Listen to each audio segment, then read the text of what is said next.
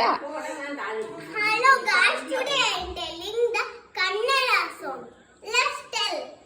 ಆ ಅಕ್ಷರ ಬರೆಯೋಣ ಅಕ್ಕರೆಯಿಂದ ಅಮ್ಮನ ಸೇರಿ ಅವಳಕ್ಕೆ ಪವಳಕ್ಕೆ ಆಡೋಣ. ಆ ಅಕ್ಷರ ಬರೆಯೋಣ ಆನೆ ಬಂತುಂದಾನೆ ಯಾವ ಊರ ಆನೆ ವಿಜಯಪುರದ ಆನೆ ಇಲ್ಲಿಗೆ ಬಂತು